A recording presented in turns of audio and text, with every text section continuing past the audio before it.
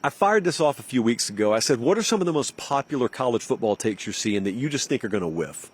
This happens every spring and summer. Collectively, the college football public convinces itself of something, and then that thing doesn't happen. Like, for example, if you were to build up a player, and then that player doesn't pan out according to your expectations, you trash the player. You don't just say, oh, we all whiffed on our predictions. Well, we don't participate in that sort of activity around here. We own it when we're wrong. Side note, none of our predictions have ever been wrong in which coaches, kids, or officials didn't screw it up. But I digress. What are some of these takes? Okay, so you guys sent me several of them. One of them is it's a popular take that it could be another down year for the SEC. What was down? Is winning a championship the only measure of success here? Is a non-championship year a down year for the SEC? Now, I will say that if you judge it just by whether you have the top teams in the country, it was a down year for the SEC last year. This year, my question becomes, all right, what if, just humor me here, what if Ohio State ends up being the best team in the country? And let's say Oregon's the second best team, or Penn State, since we're in state college. Let's say those are the best two teams in the country. They're 1-2. They play in the regular season. They play in Indianapolis. They play again in the title game. Big Ten had a great year, obviously. But what if I could rub a magic 8 ball and guarantee you the SEC has number 3, 4, 5, 6, 7, 8, 9, and 10? So they have 7 of the 10 best teams in the country. But none of them are the first or second best, and none of them even go on to play for a national title. Is that a down year? I don't think it is. What I'm asking is that how we define this? Because if we define it that way, there's no we. Actually, you and I are looking at the sport through a different lens. But I could see it. I could see it. Of course, there could just be carnage and a giant train wreck week after week in the season, because maybe there's not an elite team in the SEC. That's how I think that will play out. Another one that was sent to me, a popular college football take that you think may whiff: Illinois is a college football playoff contender. I easily see where you're going with this.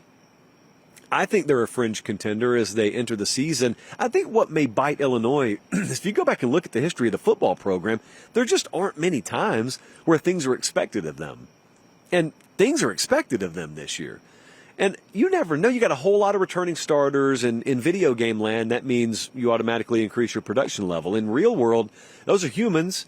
And if humans who are at a program that's not used to winning are told expect to win, sometimes it can do something to you mentally. I have no way of knowing what the mental makeup of that program is. But if it does fall flat, I think that would probably be why. And then it manifests itself. Or maybe they're in a bunch of close games and they're just on the wrong side of the one possession game or one possession outcome metric. Like, I think of them as having a fairly high ceiling, especially by Illinois standards. But I guess that's how it would happen if it were to happen. Also, do they need to win 11 games, or is 10-2 good enough for them to get in if the 2 losses are to the highest quality opponents on their schedule? A third one, they got thrown my way. I've seen this one a fair amount. I believe in this one, and that is that Oklahoma has a bounce-back season. Now, you're tagging me with this one because I believe they're going to bounce back in a huge way. I think they'll be a playoff contender. I think they may have the Heisman Trophy winner in the quarterback in John Mateer. It's not hard to see how that would go wrong, though. How does that whiff? Well, it whiffs if their offensive line doesn't have its acting gear. And I still got questions about it. Even as I've endorsed them, still got questions about it. Because if that's not in gear, I mean, you're sitting there in week 6 and 7 saying, man, Ben Arbuckle can't even run his system because his quarterback doesn't have time. He's running for his life, which he can, by the way. I know because I watched him do it at Washington State. But if that happens, it's wobbly and their schedule's too tough, and they can't do that. So they've got to have, first and foremost, that offensive line really gel over these last 2 weeks of camp. If it doesn't, though, they don't play an easy schedule. So if it doesn't, it goes sideways quick. It doesn't take long for you to see that. That's pretty easy, even though I disagree with it. Like, I think they will have a bounce-back year. I see how they wouldn't. We'll get back to the video 1 second. Do me one quick favor. Look down. Make sure you're subscribed. Most of you are. If you're not, please do so. It's the way we keep the channel free, we keep the videos coming, and we get to do college football year-round as God intended. All right, as promised, back to the video. The next one is the same way. One of the popular takes is Clemson is a college football playoff title contender. I think they are. I think they are partly because I think they've built towards this year. They got a ton of proven returning experience. I think they addressed some of The neck-up issues defensively, like there was an attitude they didn't play with last year that I think they will with the addition of Tom Allen. No question at quarterback, no question at head coach, no question at offensive coordinator. I think the thing that would bite them is injury, because I don't trust their depth to be championship caliber. Like Texas has got different depth than Clemson does. Alabama's got different depth than Clemson does. These are just teams I've watched in person. But if Clemson's relatively healthy and they still don't challenge for one, you get in the playoffs, anything could happen. So do they have to make it to the semifinals for them to be considered a legitimate playoff title contender, or is it just they made the playoff? Like Oregon last year, I thought was a legitimate title contender. They locked down the 1 seed. They got blown out in the first round.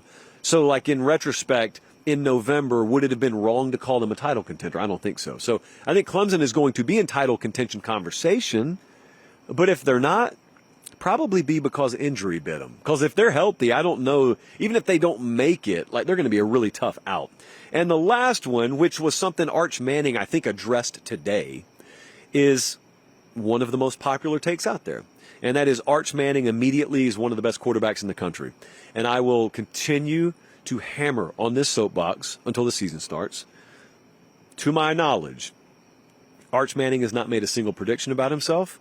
Arch Manning has not stated a single expectation about himself. Arch Manning has not set an odds board that would favor him in the Heisman Trophy race, yet all that stuff exists, and it's all varying degrees of really good to elite. That's what the expectation is for him this year, which is cool, and I get why the expectations exist. My point is, let's say you're right. Let's say he's not one of the best quarterbacks in the country. He kind of falls flat. Here's what December will sound like. Arch Manning was a bust. And my tendency when that happens is to look back, including on my own predictions, and say, was the player a bust or was your prediction a bust? Now, in this case, I'm just saying I think he's going to be pretty good to really good. I'm not calling Heisman or anything like that, so I'm going to be off the hook here. But a lot of folks are really preseason anointing him, and if he doesn't follow through on your expectations, this is why we want to crystallize this segment in August. What's your take going to be? Was he a bust?